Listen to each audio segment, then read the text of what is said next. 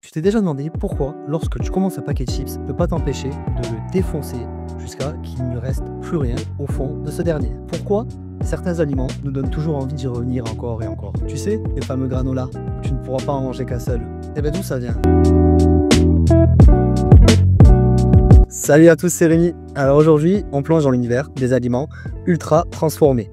On va voir ensemble leurs origines, leur implication dans la crise de l'obésité, le point de félicité et tout ce que dit la science autour de ces derniers. Et bien il faut savoir que les aliments industriels tirent leurs origines après la Seconde Guerre mondiale. On vivait dans un monde où la demande était croissante pour une alimentation rapide, pas chère, qui se conservait longtemps et qui forcément donc correspondait au contexte de vie post-guerre. On va donc se tourner vers des aliments type conserve, déshydratés, surgelés, toutes ces choses qui nous permettent de les conserver dans le temps. Mais ça, c'était jusque dans les années 70-80, où l'industrie va radicalement changer et va changer de fusil d'épaule surtout. C'est-à-dire qu'elle va avoir une stratégie complètement différente et elle va faire en sorte de créer des aliments qui seront complètement irrésistibles pour chacun d'entre nous, de manière à nous pousser à consommer. C'est justement ce que va étudier le scientifique Carlos Monteiro en 2009 au Brésil.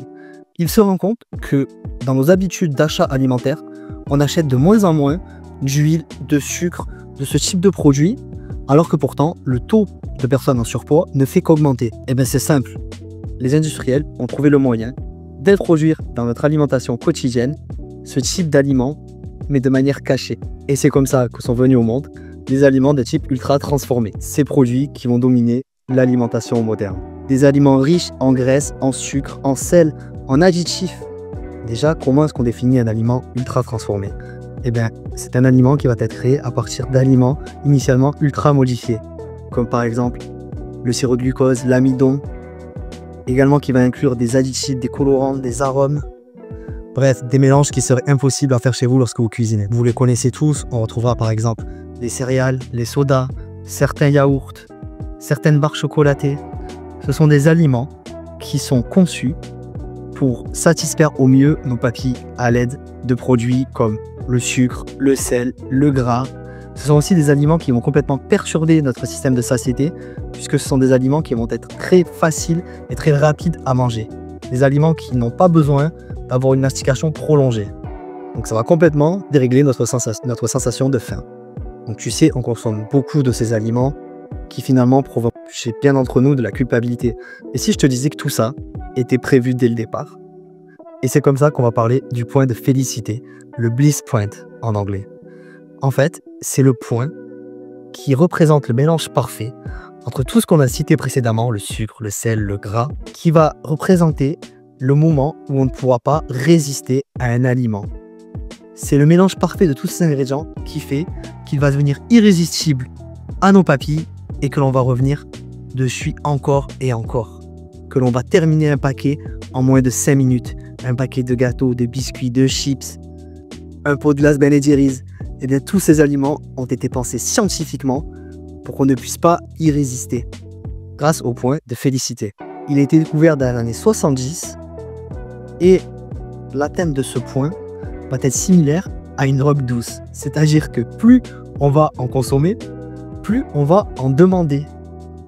Et je vous apprendrai, vous êtes sûrement déjà rendu compte de ça en consommant certains de ces aliments. Ils ont tendance à dérégler complètement notre appétit et on devient incapable de faire la différence entre avoir envie et avoir faim. D'ailleurs, c'est pas juste un problème de surpoids, mais de réelle santé. On a des études, notamment une de 2018, qui nous montrent qu'une augmentation de 10% de notre alimentation à base de ces aliments ultra transformés favorise les risques de cancer de plus de 12%. On a carrément une étude de 2019 qui ont traité des sujets de manière égale, c'est-à-dire qu'on a pris deux groupes de personnes à qui on a donné les mêmes équivalents caloriques au sein de leur repas, mais sous différentes formes. Un groupe qui avait des aliments bruts et l'autre qui avait des aliments ultra transformés.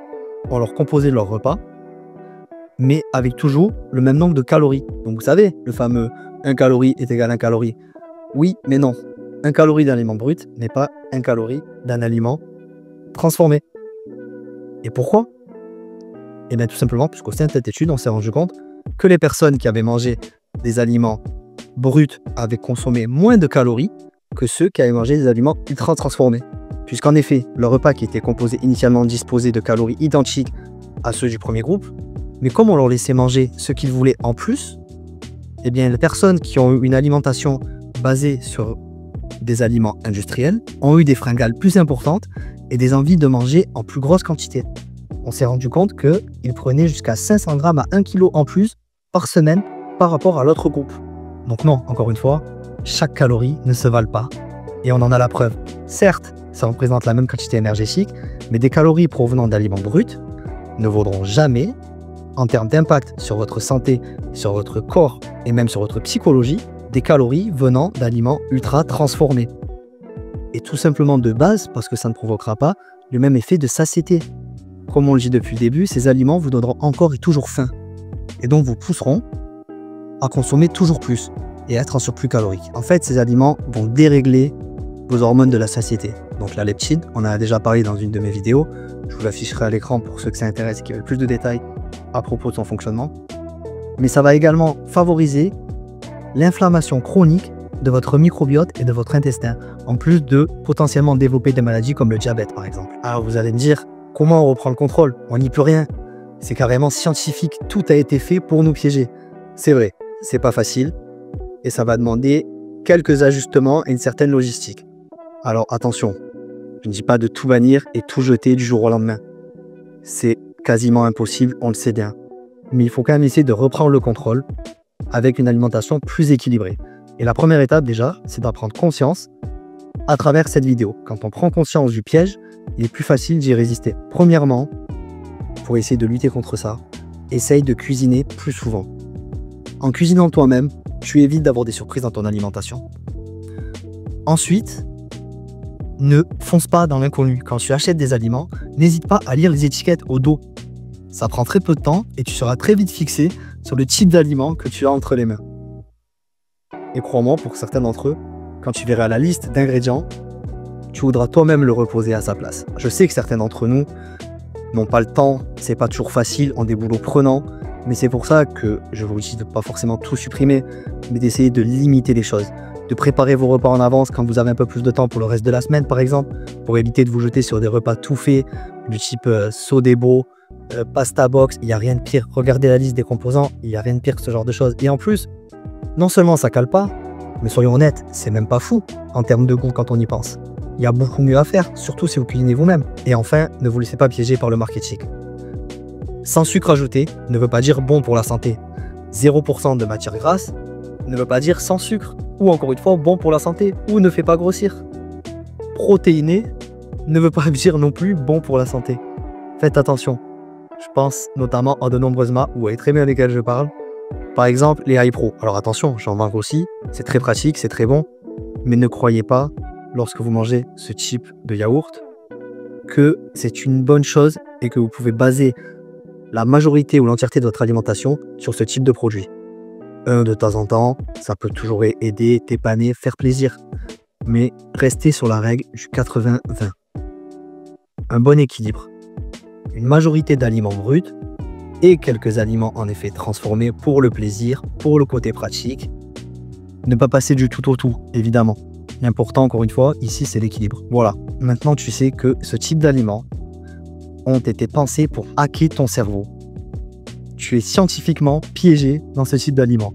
Mais on a vu ensemble que ça n'est pas irréversible. Tu peux reprendre le contrôle, tu peux avoir la main dessus. En cuisinant, par exemple, la majorité de tes plats, comme on l'a dit un peu plus tôt. Donc ne te laisse pas avoir par ce piège et par les industriels qui ont mis ça en place depuis des dizaines d'années et qui se contrefoutent de ta santé seulement pour te pousser à consommer toujours plus. Et surtout, évite de culpabiliser. Rappelle-toi, si tu craques, c'est normal, ça a été pensé pour. Mais ça n'est pas une raison pour se laisser avoir. Voilà, c'était tout pour moi. Si la vidéo vous a plu, n'hésitez pas à le mettre en commentaire, à mettre un pouce bleu et à vous abonner. Je vous mets mes réseaux en description pour ceux que ça intéresse. Et moi, je vous dis à la prochaine.